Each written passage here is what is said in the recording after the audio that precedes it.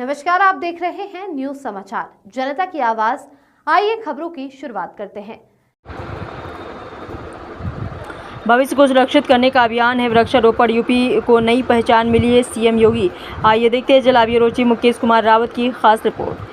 मुख्यमंत्री योगी आदित्यनाथ ने बुधवार को गोरखपुर में वृक्षारोपण कार्यक्रम के दौरान जनसभा को संबोधित किया। अपने 3 दिवसीय दौरे के दूसरे दिन सीएम योगी ने एक पेड़ मां के नाम अभियान के तहत पौधारोपण कर पर्यावरण संरक्षण की दिशा में यूपी सरकार की प्रतिबद्धता दोहराई। मुख्यमंत्री ने कहा, वृक्षारोपण सिर्फ पर्यावरणीय दायित्व नहीं बल्कि भविष्य को सुरक्षित करने का अभियान है।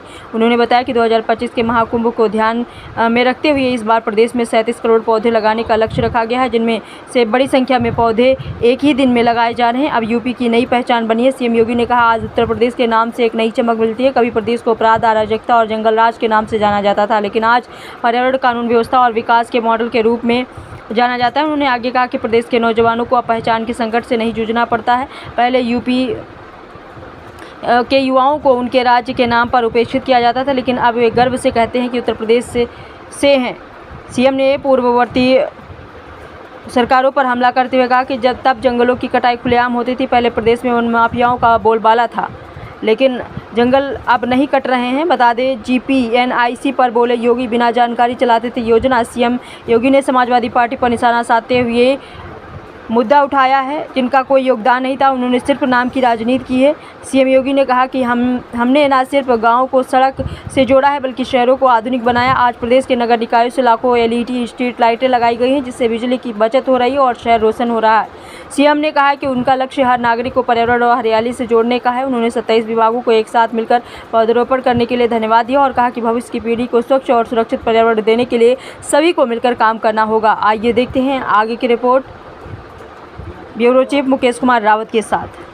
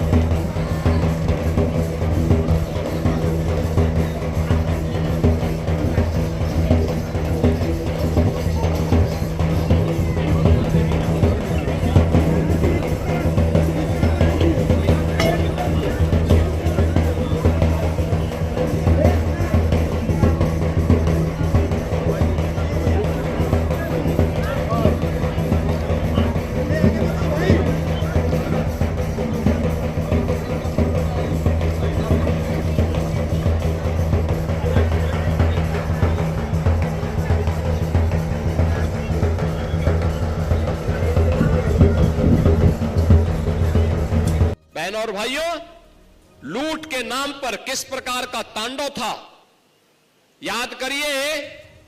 आज पूर्वांचल एक्सप्रेस वे पर अयोध्या के बाद फिर मैंने अयोध्या में इन लोगों ने राम भक्तों पर गोलियां चलाई थी।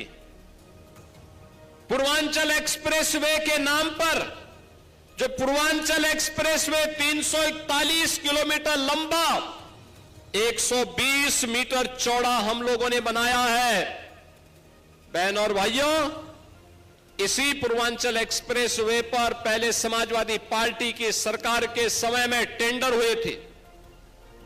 उनका टेंडर था 340 किलोमीटर का, चौड़ाई थी 110 मीटर और उसकी लागत थी उनकी समय में 15,200 करोड़ रुपए। नोट करिए, 340 किलोमीटर लंबा, 110 मीटर चौड़ा और टेंडर में उनकी लागत इन्होंने बनाई थी 15,200 करोड़ रुपए।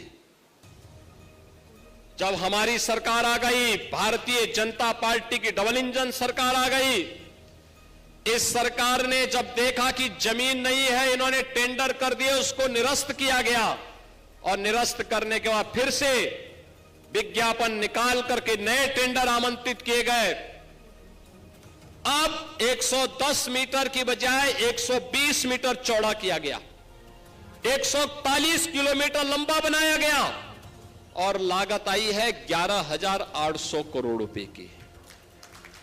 बहनों और भाइयों, ये जो लूट थी ये कहां जा रही थी? ये वही लोग हैं जो उपदेश दे रहे हैं। लखनऊ में है एक JPNIC, Jayaprakash Narayan international centre JP गांधीवादी विचारधारा के लिए जाने जाते थे। देश के अंदर मूल्यपरक राजनीति के लिए जाने जाते थे। राजनीति में जिन्होंने मूल्यों और आदर्शों को स्थापित करने की वकालत की, परिवारवाद की मुखालफत की, उस जेपी के नाम पर, जिन्होंने सर्वोदय के नाम पर समाज को जोड़ने का काम किया था, इन लोगों ने ऐसे सरदेय जयप्रकाश जी को भी बदनाम करने का काम समाजवादी पार्टी ने किया। याद करिए, जेपीएनआईसी सेंटर जो बनना था लखनऊ में, इसकी लागत थी मात्र 200 करोड़ और 2017 मार्च तक 860 करोड़ खर्च हो गया और अभी तक पूरा नहीं हो पाया था। सीबीआई जांच चल रही है और इसीलिए बबुआ इस बात को लेके बौखला गए हैं कि इनके लूट का, इनके भ्रष्टाचार को उजागर करने वाला, याद करिए 200 करोड़ का कोई कार्य 860 करोड़ खर्च हो जाए और तब भी पूरा ना हो, ये लोग नैतिकता की बात करते हैं। ये डबल इंजन की सरकार विकास में विश्वास करती है, विभाजन में नहीं। विभाजन में नहीं। ये विभाजन करने वाले लोग वे हैं, बहन और भाइयों, जिन्होंने विकास तो परिवार का किया, लेकिन जाति के नाम पर, क्षेत्र के नाम पर, भाषा के नाम पर बांटने का पाप भी किया है। बांटने का पाप भी किया है। आपने देखा होगा कैसे कैसे नमूनों को ये लोग पालते थे, कैसे कैसे नमूनों को पालते थे। आजमगढ़ के सामने पहचान का संकट आ खड़ा हुआ था। प्रदेश के युवाओं के सामने पहचान का संकट आ खड़ा हुआ था। यहां का नौजवान पहचान के लिए मोहताज था, अपमानित होता था। आज उत्तर प्रदेश का नौजवान देश के अंदर कहीं जाएगा, देखने वाले के चेहरे पर चमक आ जाती है। उत्तर प्रदेश के नाम से एक चमक पैदा होती है।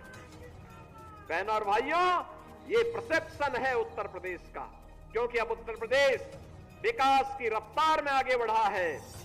और आपने देखा होगा अभी समाज विरोधी और राष्ट्र विरोधी कार्रवाई में लिप्त तत्वों के खिलाफ कैसे कार्रवाई हो रही है। कल बलरामपुर में आपने देखा होगा एक जल्लाद को हम लोगों ने वहां पे भी गिरफ्तार किया है। कैसे वहां हिंदू बहन बेटियों के इज्जत के साथ खिलवाड़ करता था, पैसे में सौदेबाजी करता था, लेकिन अब ऐसे तत्वों के साथ सख्ती की जा रही है। हम समाज को भी टूटने नहीं देंगे। राष्ट्र विरोधी और समाज विरोधी तत्वों को भी चकनाचूर करके रहेंगे और धरती माता के स्वास्थ्य की रक्षा भी करेंगे, मां की स्मृतियों को भी जीवंत बनाएंगे। यह अभियान इसी का परिणाम है। आज वृक्षारोपण कार्यक्रम पर प्रश्न खड़ा करने वाले लोगों से मैं पूछना चाहता हूं, जब उनको अवसर मिला था तब वे लोग कुछ नहीं कर पाए। तब उन्होंने योजनाओं को भ्रष्टाचार का केंद्र बिंदु बनाया, लूटपाट का केंद्र बिंदु बनाया। आज हमारी सरकार 1 डिस्ट्रिक्ट 1 प्रोडक्ट दे रही है, 1 डिस्ट्रिक्ट 1 क्रॉप दे रही है। और इन लोगों ने, समाजवादी पार्टी रही हो या कांग्रेस या बहुजन समाज पार्टी, इन लोगों की सरकार थी, इन लोगों ने 1 डिस्ट्रिक्ट 1 माफिया दिया था। 1 डिस्ट्रिक्ट 1 माफिया।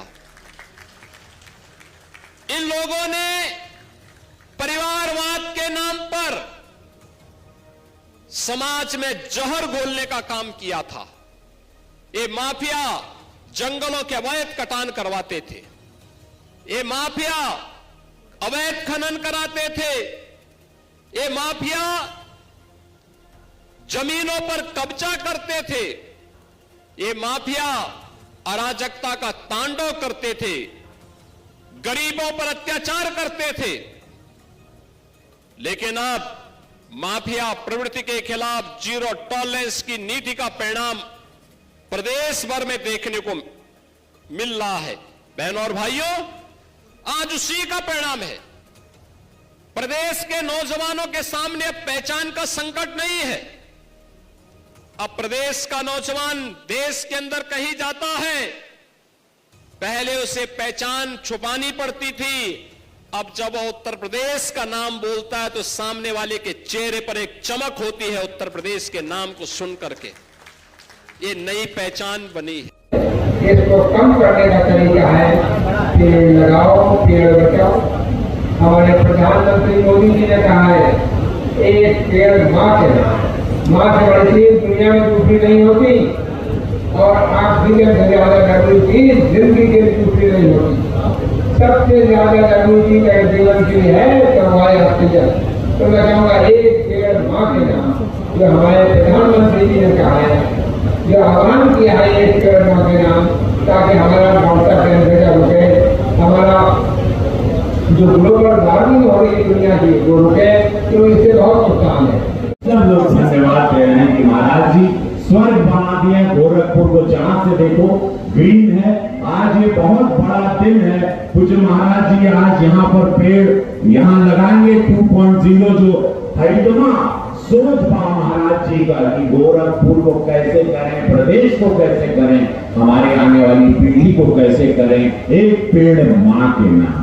तो जितना भी मैं हर डिपार्टमेंट से भी कहा, फर्टिलाइजर से भी पेड़ लगा के आप लोगों ने बहुत अच्छी ग्रीनरी मेंटेन की है। सैनिक विद्यालय के पास भी, जहां जहां हम लोग जा रहे हैं, एम्स के पास भी, सबसे सुंदर रामगढ़ झील के पास आप देख रहे हैं अनगिनत पेड़ हैं। महाराज जी के मंदिर में आप जाएंगे, कैंपस में जाइएगा तो पेड़ है। महाराज जी को नेचर से बहुत प्रेम है, नेचर से प्रेम। धर्मेंद्र सिंह जी माननीय सदस्य विधानसभा परिषद और भाजपा प्रदेश के उपाध्यक्ष, माननीय श्री महेंद्र पाल सिंह विधायक पिपराइच, श्री विपिन सिंह जी माननीय विधायक गोरखपुर ग्रामीण, श्री विमलेश पासवान जी माननीय विधायक बांसगांव, श्री महेंद्र पाल सिंह जी माननीय विधायक पिपराइच, श्री विमलेश पासवान जी, श्री अनिल कुमार जी, श्री जनार्दन तिवारी जी माननीय जिला अध्यक्ष, सुहास विवाही जी सचिव महानिदेशक खेल युवा कल्याण, श्री शिवा प्रसाद मोहंती जी, श्री दीपेंद्र राय जी, श्री राजेश गुप्त जी पूर्व महानगर अध्यक्ष, समस्त मंचासीन लोगों को प्रणाम करते हुए देवपुर जनता के प्रणाम।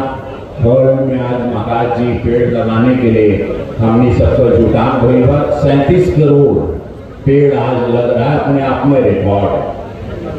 37 करोड़ पेड़ पूरे प्रदेश में एक दिन में जोरदार ताली के साथ पूज्य महाराज जी का स्वागत होके के चाहिए। ऐतिहासिक कदम, और भारत में उत्तर प्रदेश दूसरे स्थान पर है पर्यावरण को बढ़ाने में। आप हेलीकॉप्टर से आएंगे, हवाई जहाज से आएंगे, आपको हरित उत्तर प्रदेश दिखाई देगा। जैसे कि आप देख रहे हैं कि एक्सट्रीम गर्मी